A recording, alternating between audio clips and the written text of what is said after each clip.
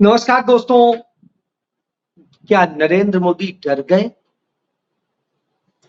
क्या नरेंद्र मोदी को अब राहुल गांधी की बात से इतना डर लग गया कि अब वो दोस्त बताने लग गए हैं? ये वही राहुल गांधी है ना, जिन्हें कह रहे थे कौन राहुल? तो क्या ईडी से पूछताछ की बात सुनते ही डर गए? क्या नरेंद्र मोदी की सत्ता की चाबी निकल चुकी है, इसका पूरी तरह उन्हें आभास हो चुका है, या अभी चाटुकार लोगों ने इसकी सूचना नहीं दी है क्या? क्या नरेंद्र मोदी सरकार बलात्कारियों, हत्यारों और पैसे के लिए इस देश के सैकड़ों सैकड़ों लोगों की जिंदगी से खिलवाड़ करने का काम करती है? हजारों लोगों की, लाखों लोगों की जिंदगी से खेलने का काम करती है? लगता तो कुछ ऐसा ही।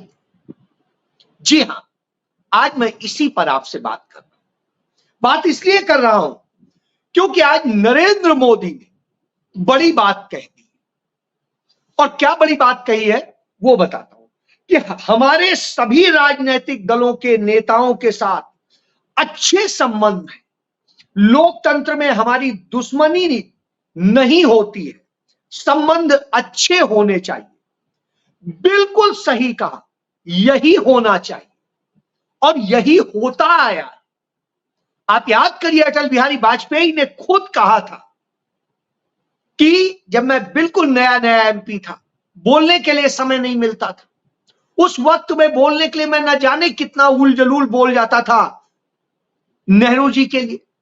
और नेहरू जी जब साथ में कैंटीन में हम लोग साथ में दोपहर का भोजन कर रहे होते थे तो नेहरू जी मेरी पीठ थपथपाते थे और कहते थे आज तुमने बहुत अच्छे से खींचा, गुड, ऐसे ही करना चाहिए।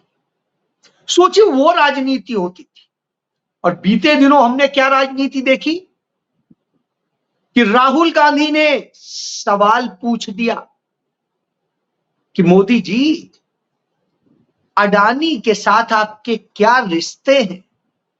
राहुल गांधी की सदस्यता रद्द हो, उनका भाषण काट दिया गया, उनको सजा सुना दी गई उस केस में जिस धारा में आज तक हिंदुस्तान के इतिहास में किसी को सजा नहीं हुई। और वो केस जो असल में वहां बनता ही नहीं है, क्षेत्राधिकार ही नहीं है, उस केस में सजा। सोचिए आप। और राहुल गांधी तो फिर भी बोले हम डरते नहीं, हम तो लड़ेंगे क्योंकि हम तो सही के लिए लड़। और वो लड़ते हुए दिखाई दी। कल राहुल गांधी ने एक बात सिर्फ कही थी कि नरेंद्र मोदी बार बार अपने आप को अवतारी पुरुष और दिव्य शक्ति से युक्त और उसके दिशा निर्देश पर काम करने वाला मैसेंजर ऑफ गॉड और जाने क्या क्या बताते हैं। वो ये भी बताते हैं कि वो बायोलॉजिकल यानी मां की कोख से पैदा होने जैसा उनका नहीं था कि जो एक क्रम होता है जिससे सब कोई पैदा होता है। वो तो स्पेशली प्रकट हुए थे और वो भी गंगा पे खड़े होकर उन्होंने ये बात अपनी एक उससे कही थी जो राहुल गांधी जैसे कहते हैं चमची से। तो चमची पूछ रही थी और वो बता रहे थे मोदी जी आप तो थकते नहीं। मोदी जी की थकान का उसे कुछ ज्यादा ही अनुभव था।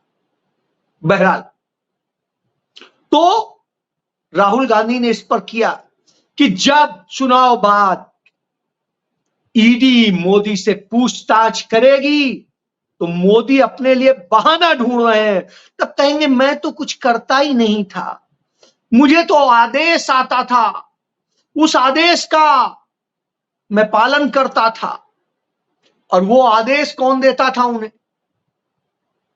अब आप समझिए, वो ये कह रहे थे, तब उन्होंने कहा ईडी फिर कायदे से पूछेगी, फिर मोदी बताएंगे। तो मोदी ने आज एकदम से पलटी मारी और खट से विपक्ष के नेताओं को दोस्त बनाने लगे, जाने क्या क्या बताने लगे। लेकिन यह नहीं बताया कि एक झूठे आरोप में, जिसमें कहीं नाम तक नहीं है, कोई जमीन का ट्रांसफर तो छोड़िए, कहीं चेंज हो ही नहीं सकती, उस मामले में हेमंत सोरेन को जेल भेज रखा है। नरेंद्र मोदी ने कैसे तमाम और नेताओं को जेल भेजा और सौदे किए, यदि उनकी पार्टी में आ गए तो वो पाक साफ हो गए, और नहीं तो केस, जेल और बहुत कुछ।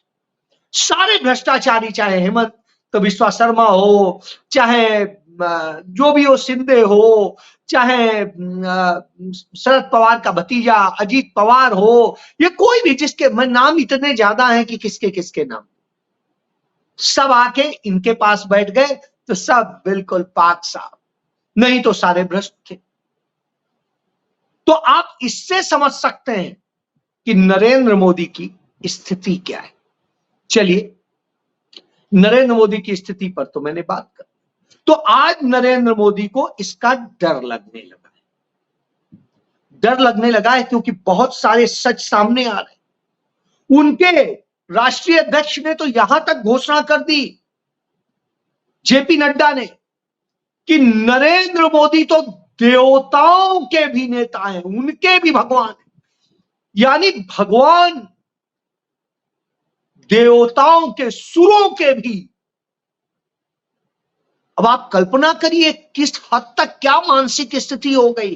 अब तो लेकर के उनका आप ये शुरू हो जाइए कि क्या हो रहा है। लेकिन देवता कम से कम ऐसा तो नहीं करते जो नरेंद्र मोदी के समय में हो रहा है। नरेंद्र मोदी जिस गंगा में गए थे और बोले थे मां गंगा ने मुझे बुलाया है, उस वाराणसी में, वहीं पे 87,000 करोड़ रुपया, 87,000 करोड़ रुपया नमामि गंगे के नाम पे खर्च किया, और गंगा में सिर्फ गंगा जल हुआ, गंदा जल किया गया। स्थिति यह हुई कि गंदा जल बना दिया गया गंगा जल को। यह काम नरेंद्र मोदी ने किया है।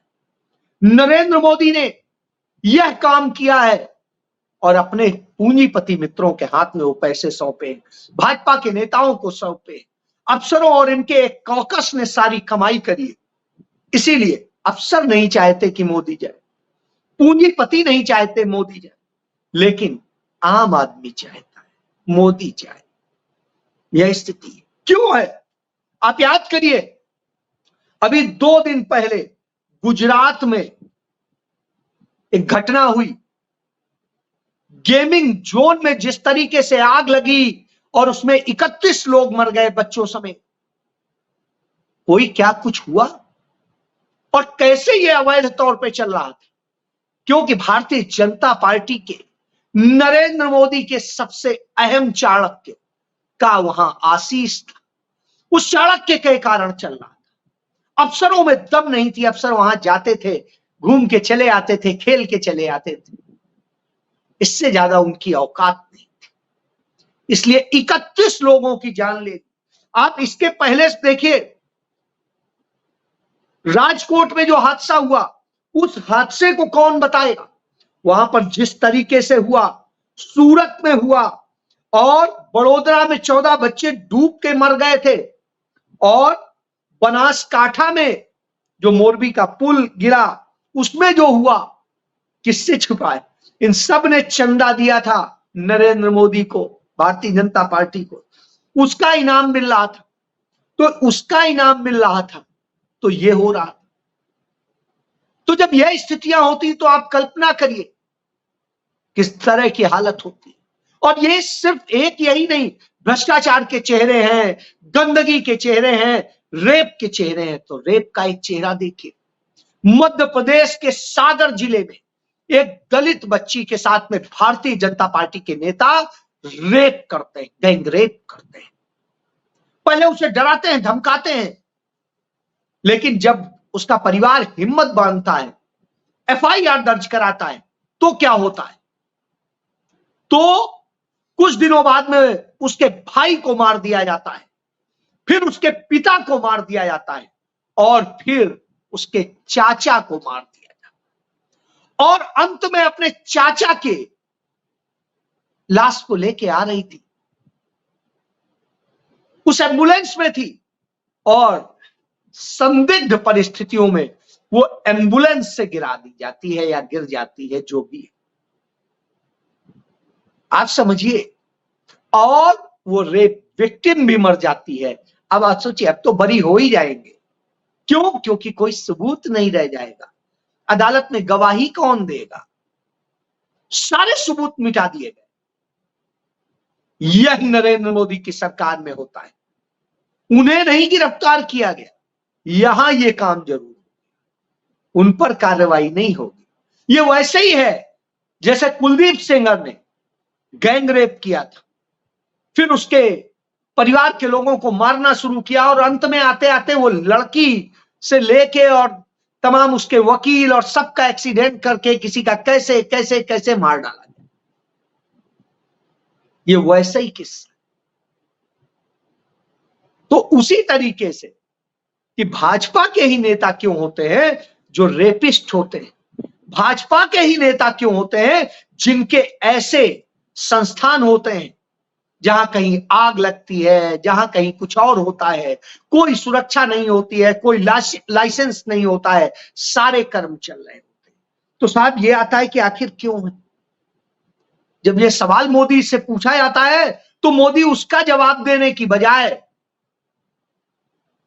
अपनी, क्योंकि ऐसे सवाल कोई मीडिया का बंदा जो उन्होंने 100 से अधिक इंटरव्यू दिए डाले हैं, किसी में औकात नहीं है पूछो, वो तो बड़े प्यारे प्यारे पूछता है, मोदी जी आम कैसे खाते हैं?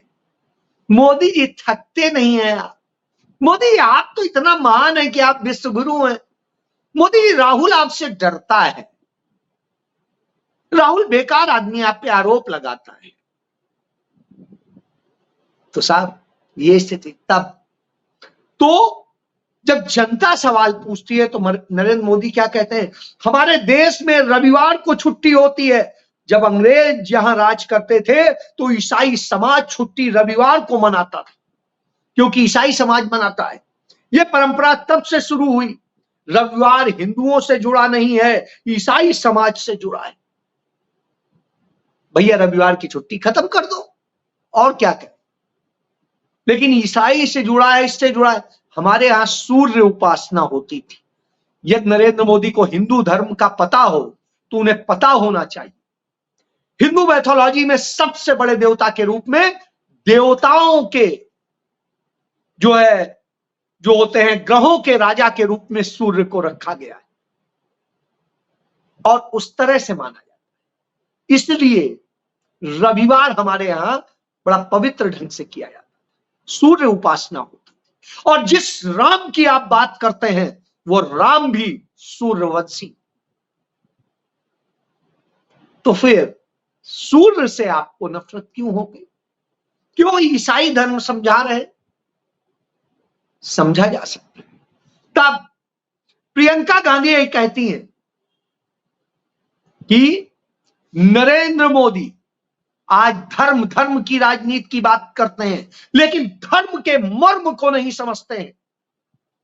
राजनीति धर्म को बेचने की नहीं होती है, राजनीति धर्म को संरक्षित करने की होती है, उसकी मान्यताओं, परंपराओं, संदेशों को संरक्षित करने की होती है, उसके मुताबिक आचरण करने की होती है, ना कि धर्म के नाम पर तुष्टीकरण की होती है, बेचने की होती है। और नरेंद्र मोदी धर्म के नाम पे तुष्टीकरण करते हैं, उसे बेचने का काम करते हैं और धर्म की एबीसीडी उन्हें नहीं आती।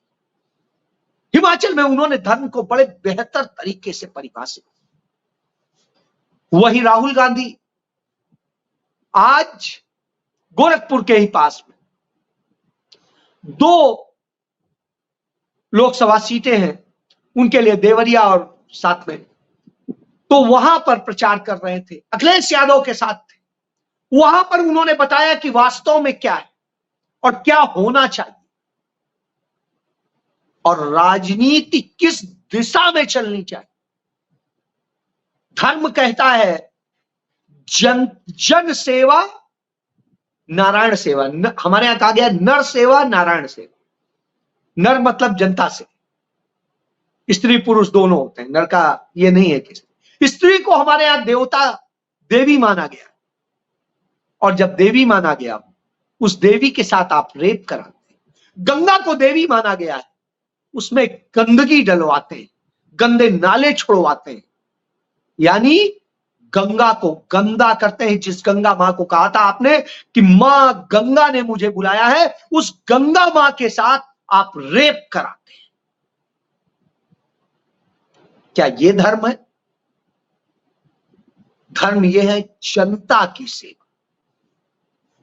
राज वेद में बताया गया है कि एक शासन तंत्र का प्रमुख तब राजा होता था, तो राजा का क्या कर्तव्य है वेद बताता है, पढ़ लीजिए। धर्म की ABCD नहीं आती और धर्म की ठेकेदारी करने चले, ये काम शंकराचार्यों का है, उन्हें करने दीजिए। आप जनसेवा कीजिए। और राहुल गांधी और अखिलेश यादव जब वाराणसी पहुंचते हैं, जन सैलाब टूट पड़ता है, लड़ने को खड़ा हो जाता है, और वो बात करता है उस गंगा की, वो बात करता है उस बात की, उस धर्म की, वो बात करता है उस धर्म नगरी में उस चीज की। राहुल गांधी शिव भक्त हैं और उस शिव की उस नगरी में बताते हैं नरेंद्र मोदी के उस चरित्र को, कि नरेंद्र मोदी ने कैसे काशी के साथ, गंगा के साथ में धोखा किया, कैसे उन्हें भी ठगा है, उनके नाम पर जो पैसा हजारों हजार करोड़ रुपया आया, वो कैसे अपने अडानी अंबानी जैसे पूंजीपतियों को सौंपने का काम किया, उन गुजरातियों को सौंपने का काम किया जो क्रोनी कैपिटलिज्म का हिस्सा है। गुजरात के तमाम सारे लोगों को पूरे बनारस का काम दिया गया है, चले जाइए। अयोध्या का सारा काम गुजरातियों को दिया गया है, जाइए देख लीजिए। जमीनें खरीद रहे हैं वहां पे, जाने क्या क्या कर, और करके अपने लिए तैयार कर। अंबानी के घाट बन रहे हैं, सोचिए, अदानी अंबानी के घाट बन रहे हैं, काशी के घाट नहीं बन रहे, नमो घाट बन रहा है। अपने नाम के लिए इतना पागल है यह शख्स, कुछ भी कर सकता है। तो उस तरह की स्थिति, इसको एक्सपोज करते हैं राहुल गांधी और अखिलेश यादव। इसके बाद आप आगे आ जाए, जिस तरह की वहां स्थितियां हैं। पप्पू यादव बिहार से आए हुए हैं, वहां वो जाते हैं और देखते हैं कैसे काशी के स्टेशन के बाहर लोग इस गर्मी में पड़े हुए हैं बेसहारा से, उनके लिए ठिकाना तक नहीं है, बड़ी बड़ी बातें करते हैं। सोचिए ये जनसे, इसलिए डर लगने लगा है अब राहुल गांधी से, क्योंकि देश की जनता जवाब देने लगी है, और वहां हजारों हजार लाखों लाख लोग खड़े हो गए राहुल गांधी और अखिलेश यादव के पीछे। जब वो खड़े हो गए तो डर लगने लगा, क्योंकि वो आ गए तो मोदी से ईडी भी पूछताछ करेगी, CBI भी पूछताछ करेगी, और इनके तमाम जो मालिक है, परमात्मा है इनके, जो परमात्मा देता है इन्हें, वो परमात्मा भी अंदर जाएगा, उससे भी पूछताछ होगी, उसे भी बताना पड़ेगा कहां कहां गए थे, क्या क्या दिया था, कैसे कैसे लिया था, कहां से आया, और जो ये 2.5 खरब रुपया कैश रखे हो ये किसका है, टेम्पो भर भर के काला धन कहां जा रहा था। हालत बिगड़ रही है। तभी अब विपक्षी नेता बड़े पक्के अच्छे मित्र समझ में आने लगे, मित्रता का भाव आने लगा है, अभी तक तो दुश्मन समझ में आ रहा है। तो मतलब बदलाव का संकेत दे दिया है। इस बात को प्रियंका गांधी ने बड़ा स्पष्ट ढंग से कह दिया कि अब बदलाव तय। जय